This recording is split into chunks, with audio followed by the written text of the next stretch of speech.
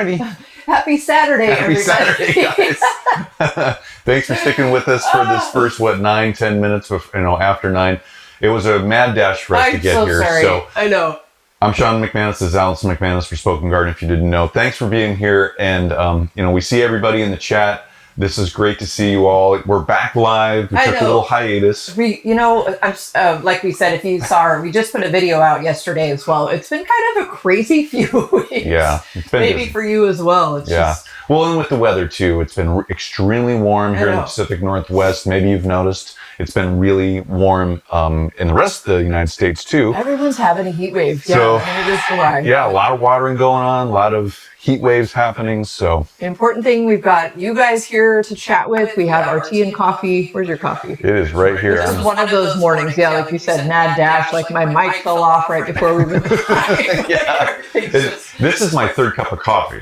Oh wow. Yeah, I usually don't have 3 cups. So yeah. This is number 2 for me, so I'm hoping lucky number 2. But tell us how you guys are doing. It is so fun to see you all in the chat. Let's see what's going on. So Tracy, Tracy's in the house, she said. Valerie's here from Canada. Hi, Valerie.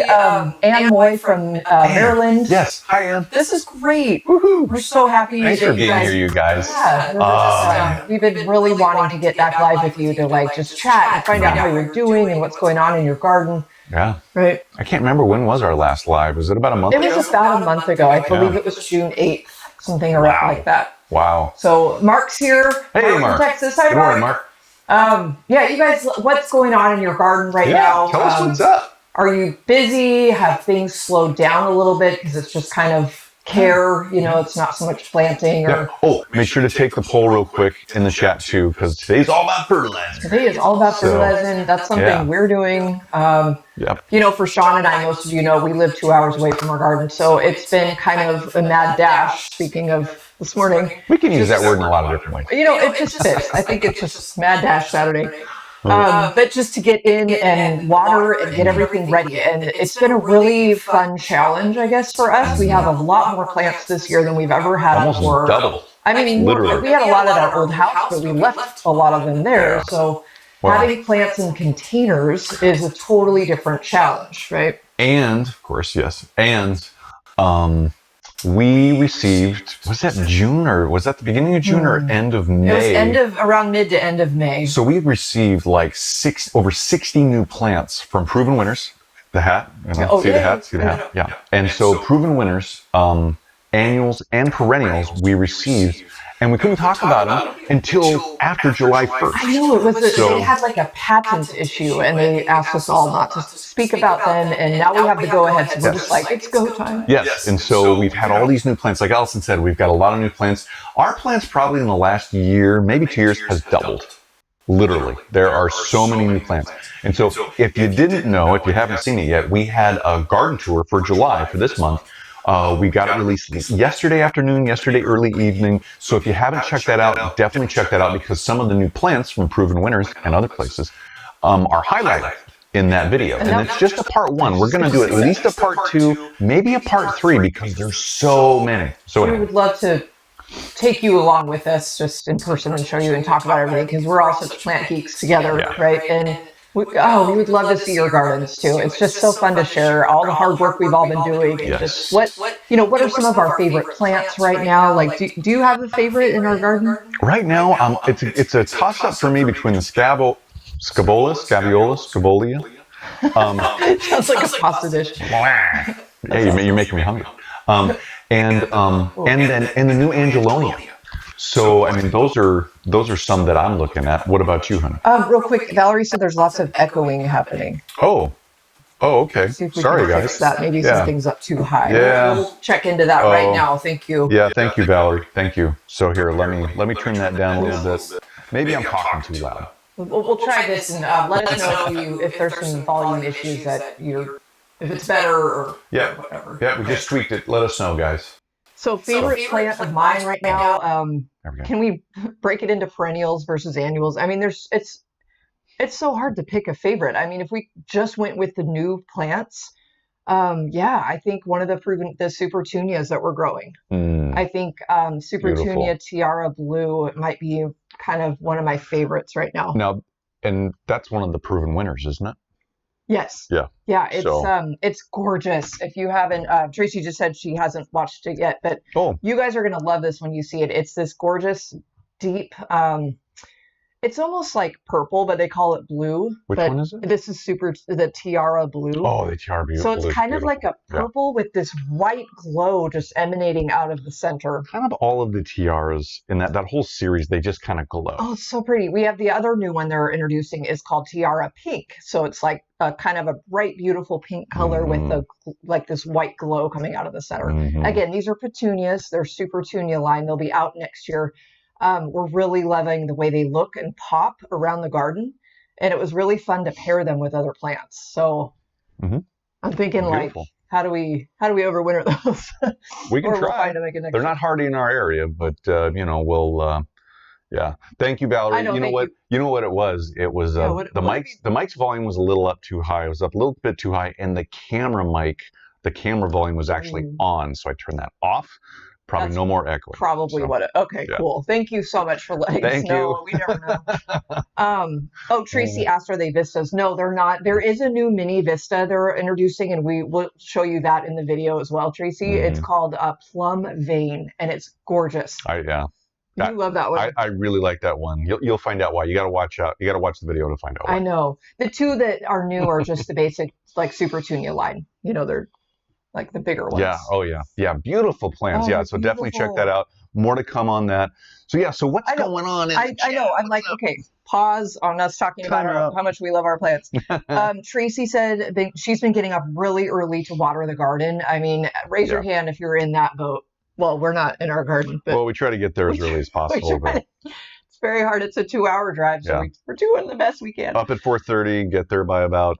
We wish. I know. We get there about 7, maybe 8 o'clock-ish if we could. If we could. Yeah. I know. So anyway. Sometimes it's very hard to get up. But, right, getting up as early as possible, because Tracy, like us in the Pacific Northwest, Valerie, maybe some other viewers, it's been like crazy hot here for our time of year right now. Yes, it has. It's been unseasonably warm and dry. Really dry. We really haven't had much rain at all, even through the spring. We had a couple bursts of rain, but where's the rain in our area? So, I mean, we had a couple hundred. You guys, probably you, Tracy, probably had really close to 100-degree weather, and that's that's hot for us. Yep. All right, let's see what else.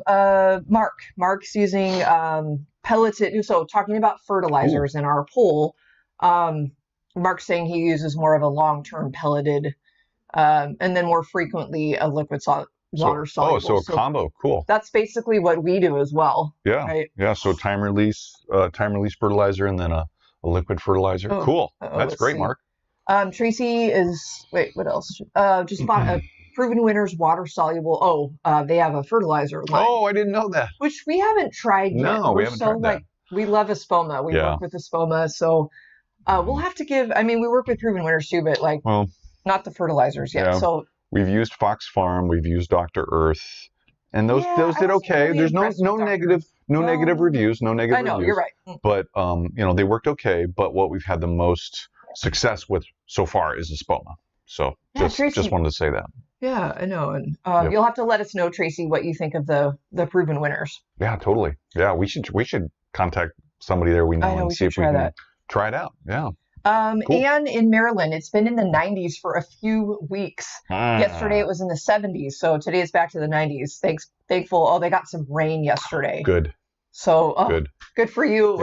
Yeah, that probably really helped. Can we borrow? Can we have some of that rain? Send it back.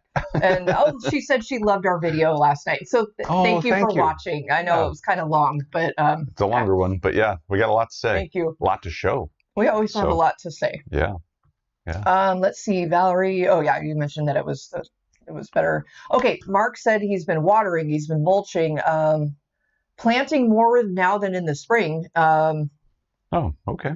He said it's important for gardeners to realize there are perennials such as Echinacea rudbeckia, sedum phlox, gaillardia, and hibiscus that can be planted. Soon. Not for us, we wouldn't plant those yet, but probably closer to end of summer, fall. Yeah. But Mark, since you have such hot weather all the time, it's like, let's see. Oh yeah, Tracy mentioned that she isn't able to put her garden on drip, so she's hand watering everything. Oh wow. We feel Okay. your pain. What did she say We're doing the why same. she can't put it on drip? Or- No, but she mentioned it okay. was 99 there the other day, and she's using biotone for planting, which we use as well. Awesome. Nice. Yeah, you guys, this is great. So thank you guys for sharing. Please keep commenting and letting us know what's going on. Let us know where you're watching from. If you're just joining us, we're Sean and Allison from Spoken Garden. We're thrilled to be here with you live. The lives aren't going away. Don't worry. No. Like, we're still here. We had a couple weeks of some family things kind of still ongoing. Well, you know, we got busy, just like everybody, life, you know. 4th of July. Yeah. So here we are. Here we are. So, So we're going to talk about fertilizing. Fertilizer, yeah. So fun, you guys. Yeah. Right now, what's your favorite fertilizer right now? Right now, like specific, like company, or like specific actual what we're using? What we're using? Probably, well, it depends on which plant, which we're going to talk about in a little bit. Okay. I guess just Espoma Grow, which is a liquid fertilizer you mix with water, and it's, you know, you apply it, it's water-based. So that's a great, it's almost like a top dressing, like for everything, pretty much. It is. You have to apply it more frequently, right? But like weekly. Which one? Espoma Grow. Yeah. Yeah, that's the liquid. Yeah. Yeah, definitely. Yeah, I'm more privy to the plant tone and or bulb tone, because we grow a lot of bulbs. Oh, if you didn't know.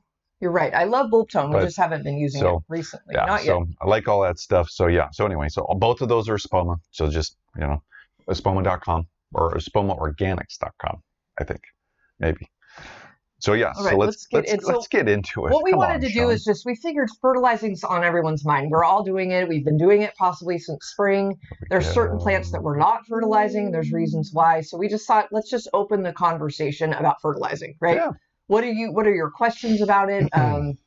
We get a lot of questions on our channel about fertilizing, and we get a lot of people asking us to make specific videos about fertilizing, and we apologize. We have a list that we want to make, right?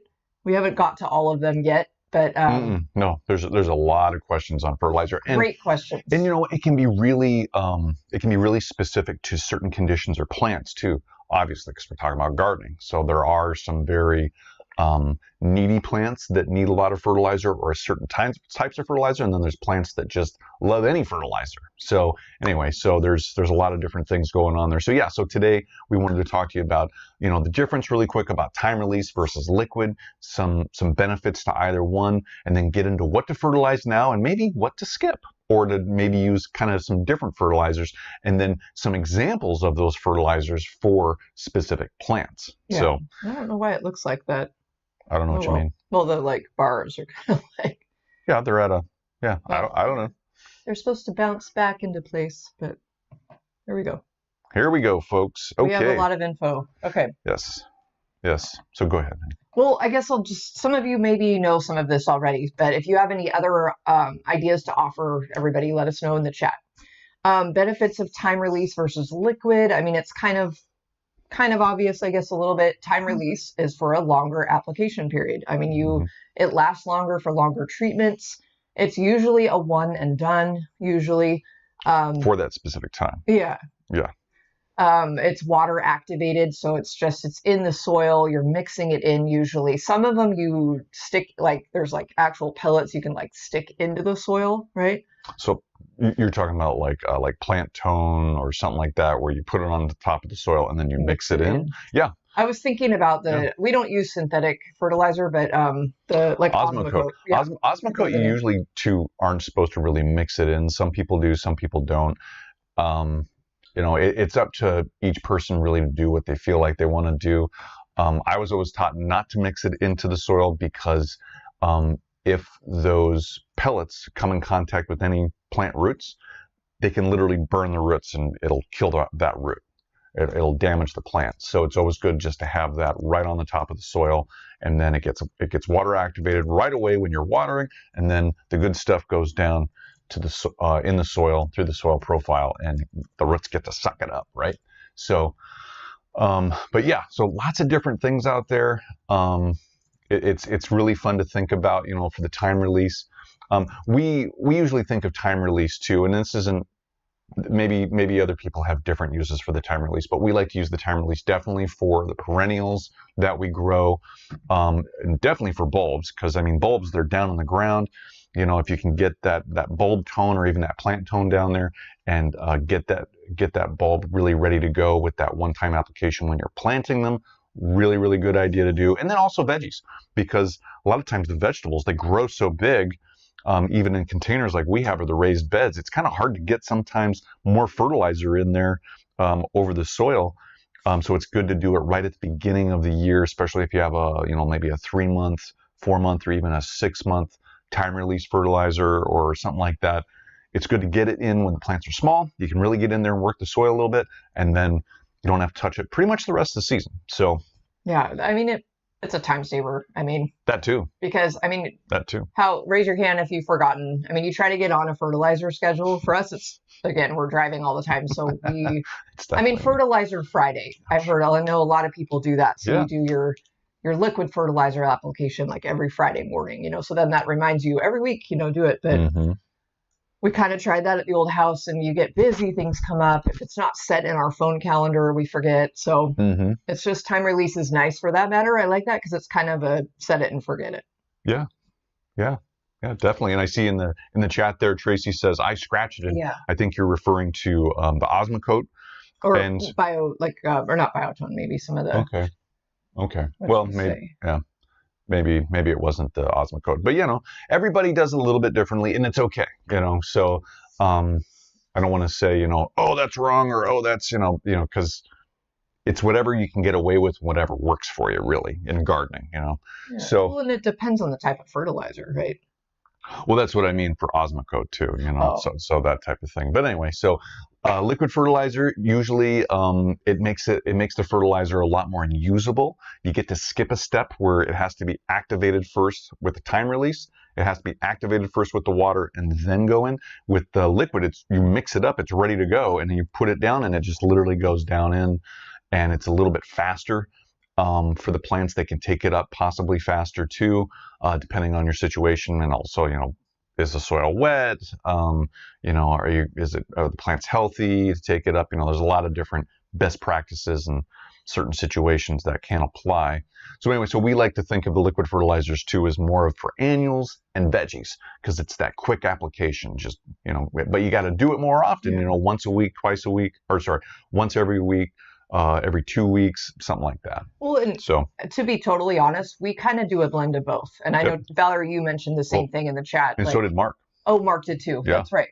So, we all kind of are thinking the same thing. It's, you kind of do some of the initial stuff at planting time, and then you can add the liquid later once it starts growing. And then there's certain fertilizers to add we're going to get into in just a minute, like which type of fertilizer should you use specifically, liquid, but like what, and then what the numbers mean, because that's going to really help. Maybe we hope that it will help you kind of figure out why you're fertilizing certain plants.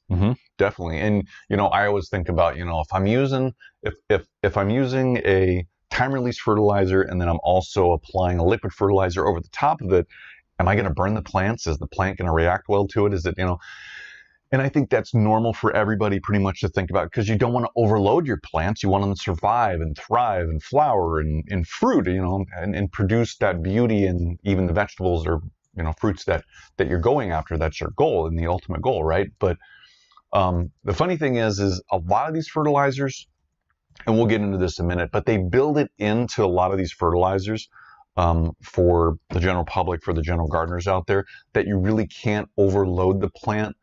Really, if you do that combination, because the fertilizer percentages in each fertilizer are so low, you're not going to really burn the plant.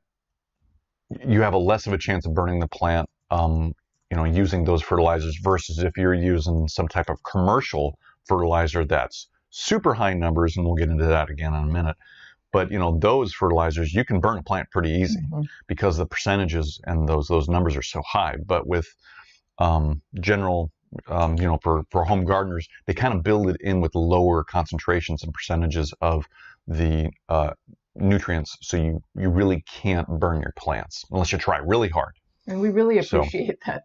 Yes, we do. Especially for okay. Wait, this is a good segue really quick. There's a cool. great question in the chat, and we want to say hi to Nikki from Syracuse, New York. Morning, Thanks Nikki. for joining us. Yeah. Question is, when should Nikki start fertilizing seedlings? Because I've done it before. You can burn your seedlings by over fertilizing. Yeah. It kind of depends on the fertilizer that you're using, Nikki. A lot of times, read the label on your specific fertilizer that you like to use, because they might have some language on there on how to use it with seedlings, and I would definitely recommend following the label procedures of application for seedlings on that. If they don't have any verbiage or language on that, on your fertilizer you like to use in general, or that you're thinking about using, then either don't use that fertilizer for your seedlings and try to find something else that's actually labeled for it, or you can do this. It's a little bit riskier, but you can use that fertilizer still, but do it at like maybe a 10 or 20% strength, of what they call for, especially if it's a liquid fertilizer. If it doesn't have specific directions on it for seedlings, then take the recommended dosage or mixing ratio, take that, and then only do about 20% of that, maybe 30% of that. Really dilute it down, because like Allison said, you don't, those little plants, obviously they're tiny little plants, they're just getting started. You don't want to damage them, burn them, anything like that. And I know that's what you're thinking about. So, dilute it down, and hopefully that kind of helps you a little bit. And it's funny, you were explaining that, and Mark wrote very dilute for seedlings. Yes. So it's hard to remember, because you're sometimes, for me, in a hurry. Oh, I need to fertilize my seedlings, and then I forget to dilute it. And there we go. But okay, Kevin from Hawaii is hey, aloha, Kevin. Morning, Kevin. Mahalo. I know, mahalo. He recommended Dakota Rev, a smart fertilizer. It's a 15-5-15, and it feeds for a full 90 days, and it's organic. Okay. So we'll get into those numbers here in a minute. That's a high nitrogen, high potassium, a little bit lower on the phosphorus. Okay, that's interesting. Cool. Thanks, yeah, Kevin. Kevin, what do you like to use that on? Do you just use it on everything, or just specific plants? Yeah, good question. Yeah, is that for a specific crop or a specific vegetable or something? You let us know, because that's an interesting combination of numbers. That's cool. I know. I forgot to mention a little bit ago in the chat, Anne from Maryland had talked about, or asked if anyone in the chat had used comfrey tea.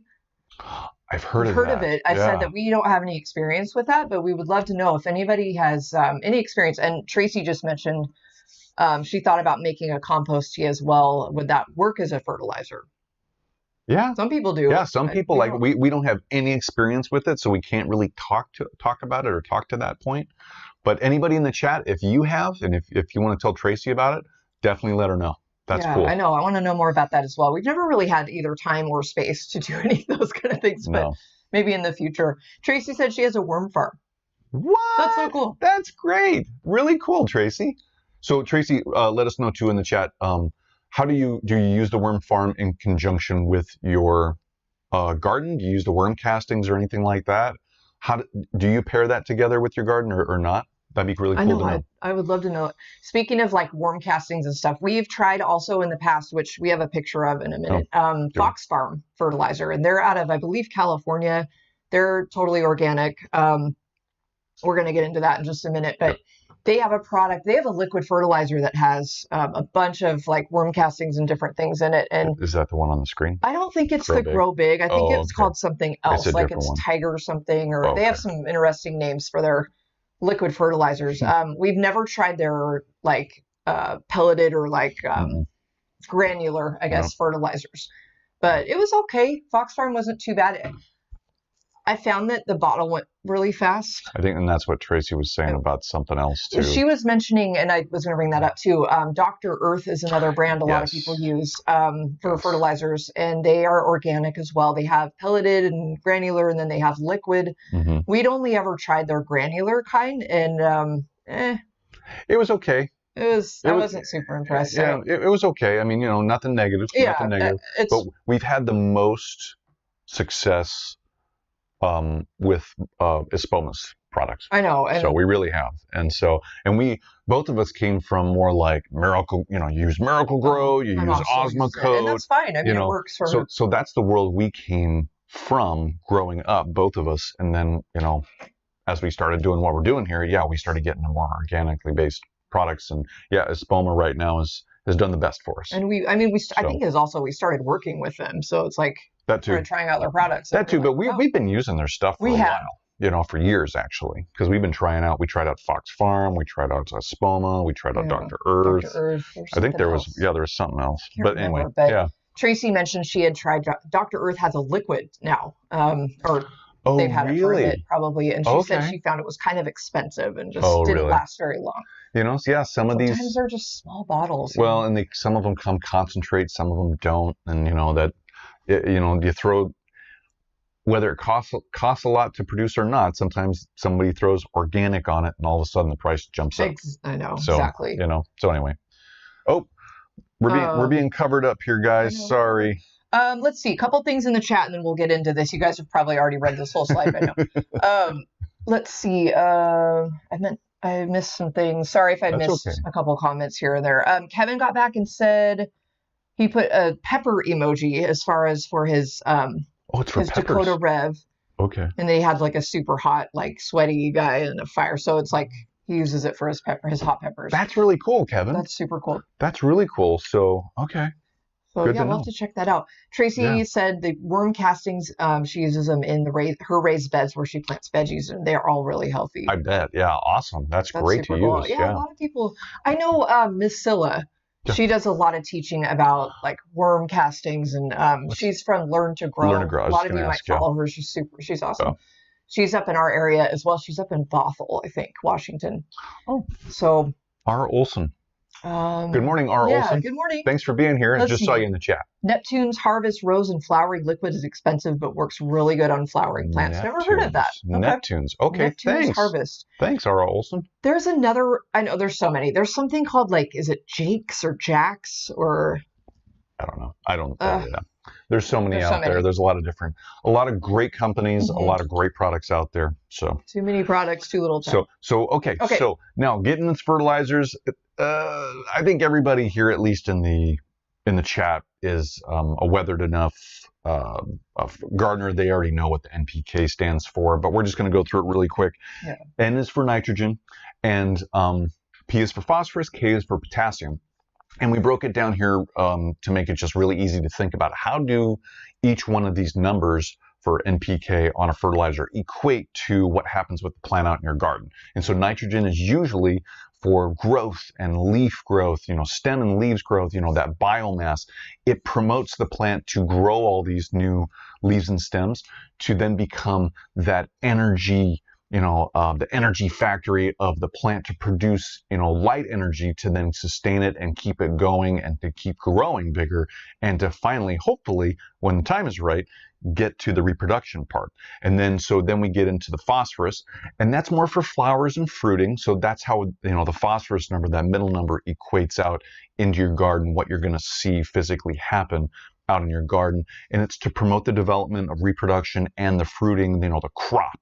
So if you're growing a crop instead of flowers. And then the potassium really helps with overall general plant health, but it also helps for really strong roots, to really stabilize and anchor the plant. And if you have a strong root system, that means also that plant is really, really strong to bring in more water, bring in more nutrients from the soil to keep that photosynthesis and that growth with powerhouse up above going. So it's helpful. I always forget. I know what NPK stands for, but I always forget what each part kind of is best for. And it really is helpful to think about it when you're out shopping for fertilizers, or even what you already have in your garage or whatever. Like what are you using on certain plants for what reason, and is it the right one? Because you want to let's say you want to promote more. We're going to talk more about this, but if you really are going after the flowering, like things that are in bloom right now, you're going to want to use, most likely, you can use like a general purpose, and we'll talk about that, but you're going to want to look for a fertilizer that the P number is the highest, or higher for if you're going after flowering. Yes. So, something like a 2,5, 2 or something like 253. that. I mean, there's all kinds of combos. 264. Yeah, it's that all middle over the number board. higher is like, yeah. Yep. So I guess we'll probably get into that more. We have obviously here Biotone, which we use for everything. Yes, I know, Valerie, I think you mentioned you use Biotone, and I think Mark does too, but we'll talk more about that in a little bit. And we've got here too on the screen, you can see we've circled those numbers. The Fox Farm is a little bit harder to see, but that's a 644. So it says grow big, and it's a 644. So they're literally telling you with the number, those numbers there, and with the marketing says grow big, it means it's gonna, this fertilizer is to put on the biomass. It's to put on the, the leaves and the stems to get big and strong before it flowers. And they've got a huge tomato out there, or a tomato there to show that. It looks like they're trying to market to tomato or vegetable people. Yeah. Yep.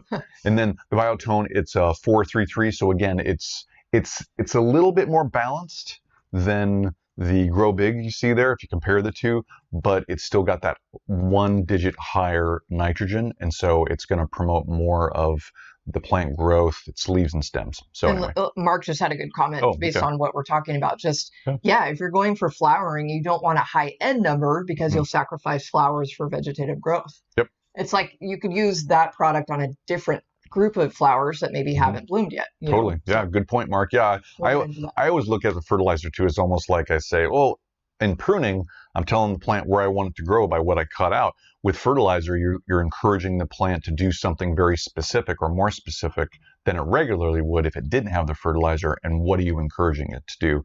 And so this breakdown that we've given you kind of helps you kind of take those numbers and put it out in your garden. So, anyway. And this is fun too. He said potassium is recommended for gardeners in higher, warmer zones. Because plants tend to grow like taller, it's for root growth. I mean, that's what it's usually for. Yeah, for anchoring. Yeah, you want it, the taller it goes, the more of an anchor it needs. Yeah, because you want them taller. Yeah. Yeah, totally. Yeah. If it doesn't have much of an anchored system and gets too tall, it'll fall over. Yeah, good point, Mark. That makes so much sense. Yeah, thanks, Mark.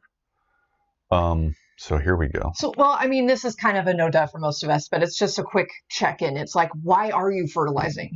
Why do you even need to? Are there certain plants that you can skip and save on the fertilizer because it actually doesn't need it right now? Maybe you're doing a general purpose fertilizer on everything that's flowering, but you don't want to get everything that's already flowered, or vice versa, depending on the type of fertilizer you're using. So thinking about the NPK numbers and looking at your garden, are you trying to increase the growth of the plant? I guess we kind of went over this a little bit, but are you trying to promote more flowers or more fruit and veggies? And this is bringing that whole thing kind of full circle, what we showed before. It's like understanding the NPK, what you're encouraging the plant to do, and then actually thinking about and applying that to what are you literally trying to do with your plants out there with fertilizer. So you want to put all that together, because if you don't, if you're missing one of those pieces, you can not only confuse the plant, but then you're going to go out there and you're going to be confused because you're like, well, I put this down. Why isn't it doing this when you didn't understand what you were trying to get with that fertilizer? And I mean, right. If you're trying to just promote overall plant growth or stronger roots, then maybe that's the only reason you're fertilizing. So you're going to want something really specific product. Definitely. And this aligns, Valerie just had a great question. Would a higher potassium be better for building drought tolerance in plants since it helps with root development? Yeah, that's a good question. And I would say yes. I would say definitely yes.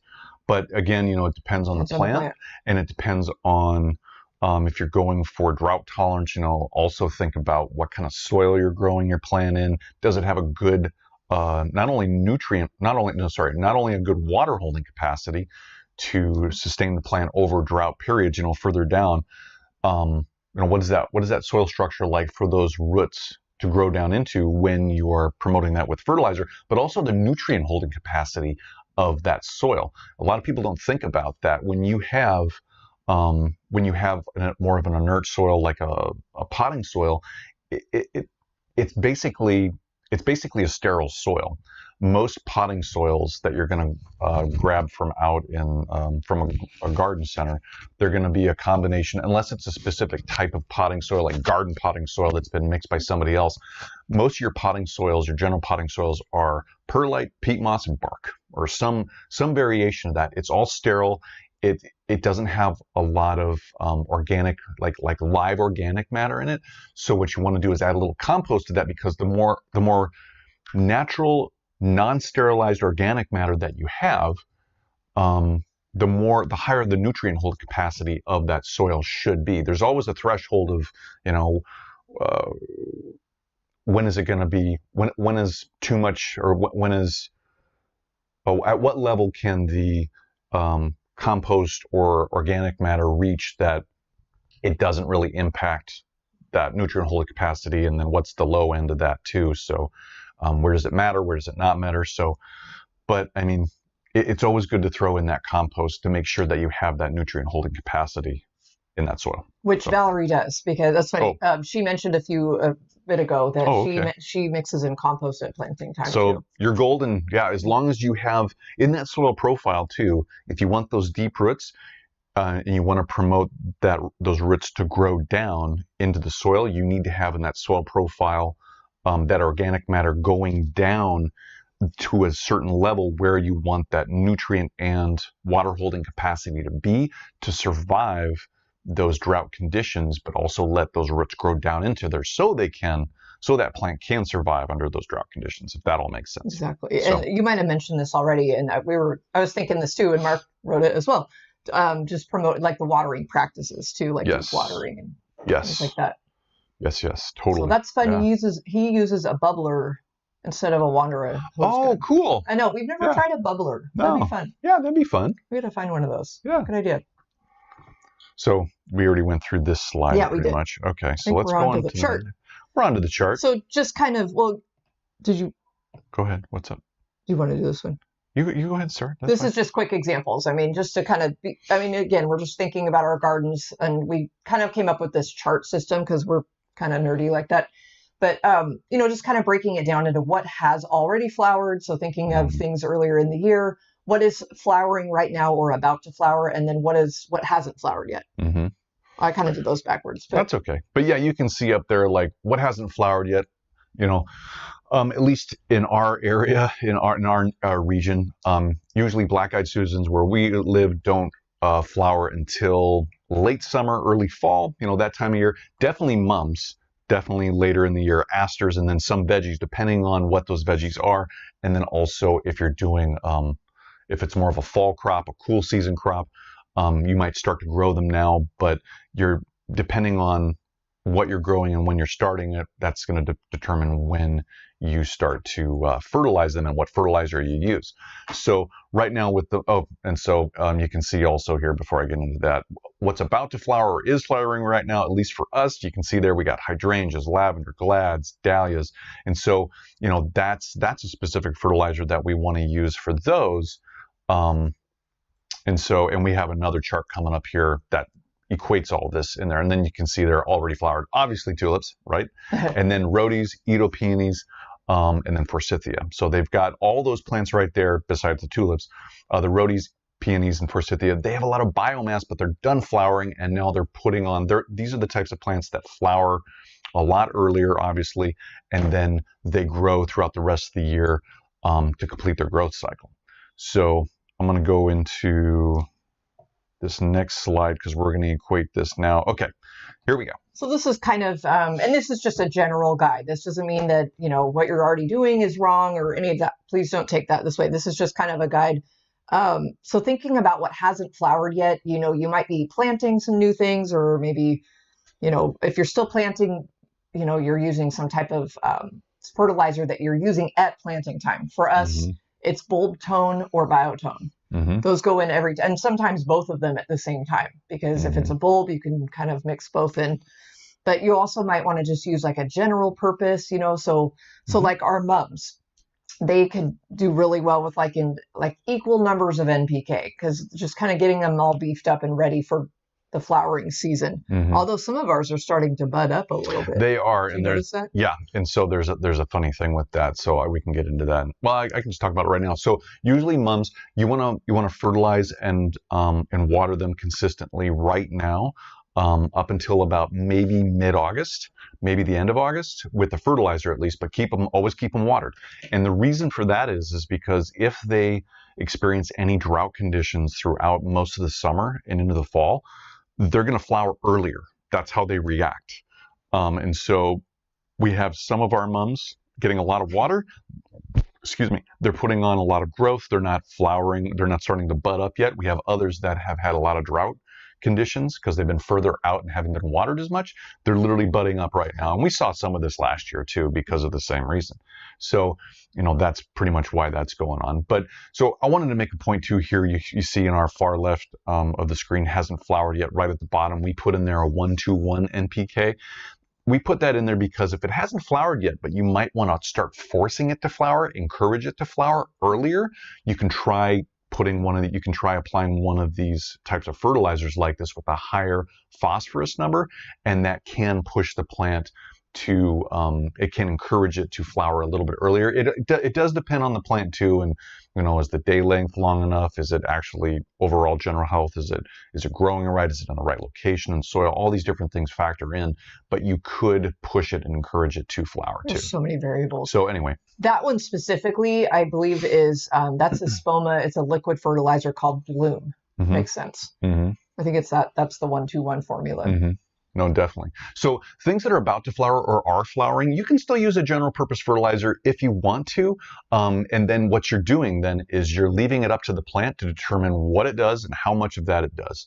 So, and that's fine if that's what you want to do. No worries there. But you can also use one of those higher phosphorus number NPKs, a higher number in the phosphorus, and that will help it flower more, possibly flower longer.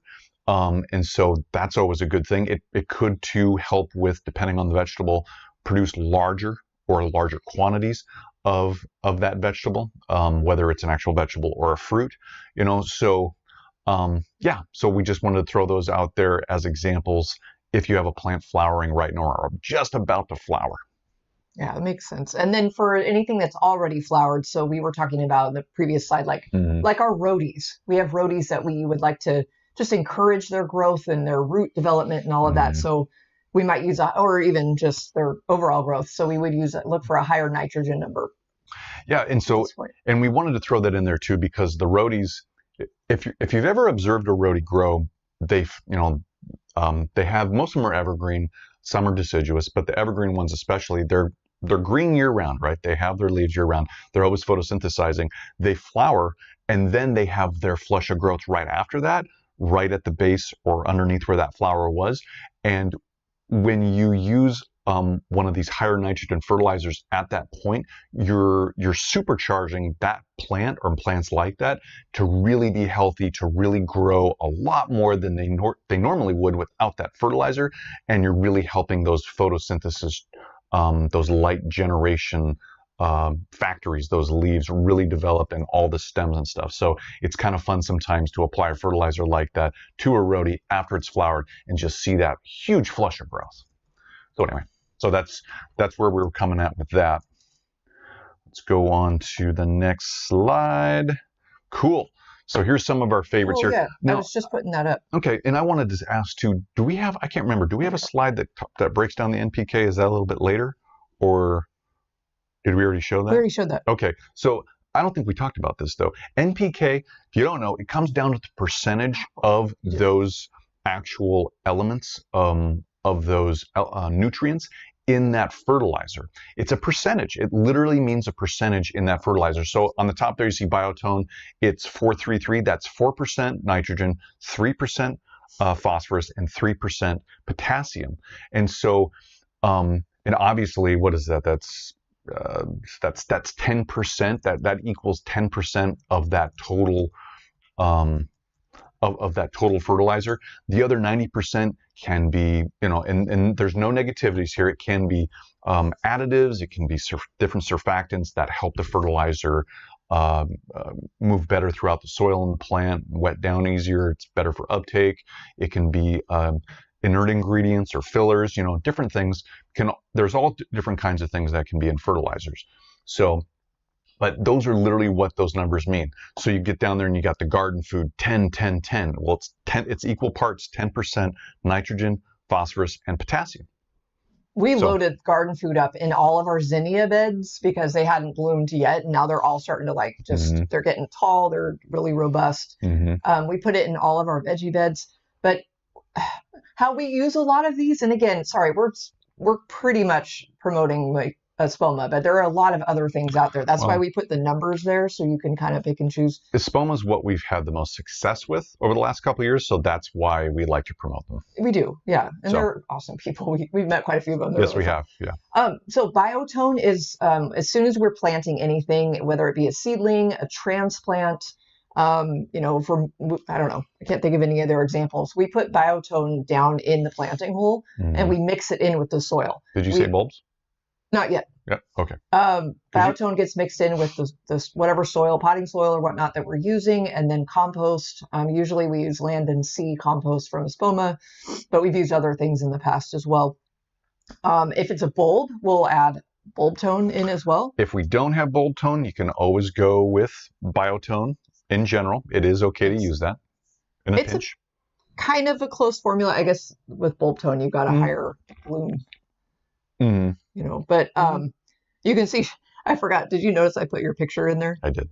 I can't remember if we talked about this with you guys, but we went to, there's a place in Olympia area, for those of you in our region, that is called Bark and Garden. In West Olympia. And they have a great selection of Espoma. Plus, there's Watson's Nursery, our favorite, in Puyallup. And they carry Espoma too. They do. Yep. But we had this huge load of just you can see all that stuff. So we had a lot of bulb tone, and azalea tone was the other one. We haven't tried that yet, but that's going to be a fun one to use on our acid-loving plants. Yep. Carla, our Espoma person here in the region, really helped us out, getting us a lot of these products for us to use and to help promote a little bit for Espoma in our garden and to talk to you guys about. So, Carla, if you're watching, thank you. I know. It's so fun to try all this. And also Bark and Garden Center. Leslie, thank you. And Kirk, right? Was it Kirk? I don't think his name is Kurt. Is it Kurt? Uh-oh. Scratch that. Sorry, buddy, but thank you. Owner of Bark and Garden, thank you. But what's kind of a little, I don't know if I should even give this away, but some of the tones, biotone or Espoma has some great stuff. Yeah. Azalea tone's very similar to holly tone. But they're all formulated and marketed specifically for those plants. Yes. So definitely follow all the labels and what they say on the plants. Yeah, you can experiment, that's up to you, but we would definitely say officially use those specifically for what they're supposed to be used for. I know. And we're excited to try azalea tone. So, yeah.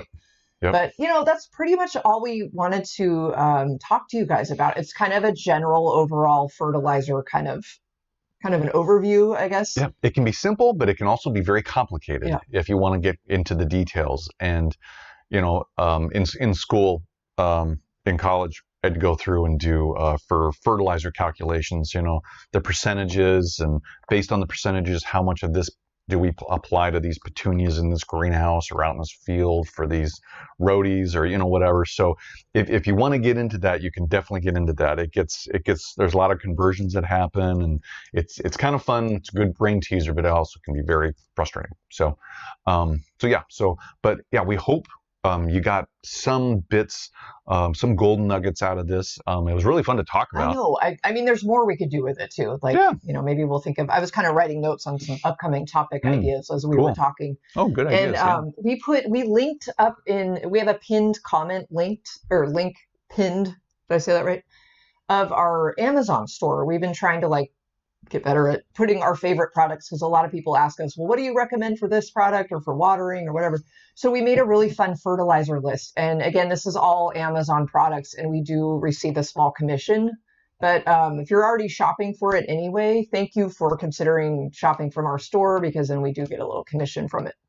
Yeah. So that is linked at the very top, and there's other stuff in there. It's not all Espoma, but there is a lot of Espoma. But there's some Fox Farm products and stuff in there as well. Well, sure. Yeah, and we've got we both like to make lists, so it's fun to go through this stuff everywhere. So really quick, we wanted to tell you we're going to go live next weekend, next Saturday, and we're going to talk about just garden staking ideas and supplies and garden staking in general, because we have a lot that we need to stake we've started staking some plants, but we've got a lot to stake, and there's a lot of different options out there, and it's fun to go through some of the supplies that we have and to show you guys, and then we want to hear from you too. How you stake your plants, what do you use? Do you use certain systems? Do you make it super complicated, or, is it super simple? So we're going to talk about that next week. Well, did you mention that there's some really fun supplies on the market too, that we'll bring some examples in to show you that just elevate the game, and take some really crazy types of plants, and you can even create your own type of structure with it, with some certain products. Or the manufacturers, if I think I know who you're talking about. Yeah. You can create like a Death Star, or you can, you can make crazy different things from these products, and it's a lot of fun. You can get really imaginative. You really can. Anyway. So please please stay tuned. That's like on our video the other day. I could not talk. I kept saying, instead of salvia, I kept saying salia, and you reminded me of me trying to do French. Yeah, trying to speak French. That's probably never a good idea. Nope.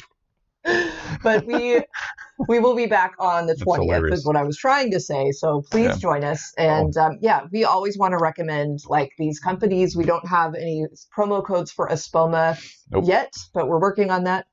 But some of you, this is something I just wrote down. We're getting, it is mid-July. Yeah. Legit, right? Yeah, today's the 13th, Yep. Almost mid-July. But pretty soon, a lot of us are going to start really thinking about getting our fall crops, like seeds sown. Mm-hmm. We may even be starting that in the next couple weeks. Mm-hmm. I thought that might be a fun live topic to chat with you guys about, and just talk about what we're all planting. Yeah, we can do vegetable crops. We can do flower crops. I know, there's flowers and things. Yeah. So Eden Brothers has lots of stuff. And plus, then fall bulbs are right after that. So we have a 15% off promo code for you to use at Eden Brothers, just to try out some of their products. Yeah. Well, and right now is a great time. They have availability, I think, for the fall bulbs. I think they're starting to promote that. Yeah, I don't know if they're all out yet, but they're on pre-order. They're not, but they're on pre-order. Yeah. So if you want to get your order in for Eden Brothers for any of the fall planted bulbs, definitely go to EdenBrothers.com, check out what they got, because there's new things popping up every day. So, and then definitely Crescent Garden. Just, we want to put this out there because we partner with these companies. We have relationships with them. They're great companies. And there's a benefit for you guys out there to look at what these companies have and get that percentage off your order. So we want to put that up. Definitely take advantage of that if you can. So, and the Dibbies, we still have the promo code out there. Well, it already expired. But okay, so we'll work on that. But you know what? Really, I'm glad that's up there, because right now we are actually running a sale on our Etsy store, etsy.com/Spoken Garden, and we are It's 25% off regular Dibbies. So that's 25% off little Dibbies and Dibby XLs, and 30% off or 35? 30. It's 30% off. So many numbers. 30% off the imperfects. And so, but when I say 25% off the little Dibby and Dibby XLs, that's also the packages. That's also the pairs, the different pairs we have of those. So anyway, just putting that out there, letting you know, check out etsy.com/Spoken Garden. Yeah. So, or click the link in our chat, because I know that's a lot of numbers to remember. We can't even remember, but it's all there. You don't have to remember it. It's just there. So if you're shopping for a gift for anybody or whatever, and you like your Dibby, maybe, hey, get them a Dibby. Okay, this is hilarious. So we have to hold on. Okay. Valerie made up an awesome mnemonic device for us to remember NPK. Okay, and Valerie, you were saying you always have to make up silly little things to remember. We do too. Great idea, because I used to make these up for my students all the time for all kinds of science topics. So NPK, so N is for nice plants, P is for flowers with a PH, flowers. And K is for kick-ass roots. Kick-ass roots. Cool. Nice. We're going to use that, Valerie. Thanks. Yeah. Oh, great idea. Really good. Great. I love it. You guys are so awesome. We're so thankful to hear from so many of you in the chat that this was a helpful live. Yes. We had so much fun just being able to be here with you. Thank you for liking this this live, because that does help push us, into the mix, and we're just sort of restarting this. So we really appreciate your support with that. Yeah, thanks everybody for being here too, and spending the time on your Saturday morning / afternoon, maybe even evening, depending where you're watching from.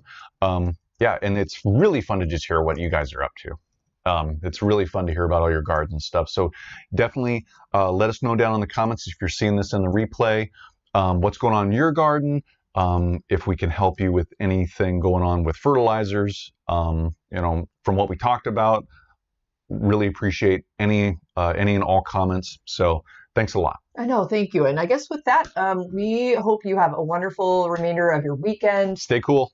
Stay cool. Stay hydrated. Hopefully you get to relax and just enjoy the garden instead of just working in it all the time. Although that is enjoyment for most of us, right? Yes, we got to putz. We got to get out there and putz and we do fill around a little bit. We do. We love it. Yeah. We're hoping to get into our garden tomorrow and do a lot of watering, and we'll see. But so thanks again, everybody. Have a great week, you guys. Yep. We'll see you next Saturday. Yes, next Saturday. Bye, guys. Bye, everybody.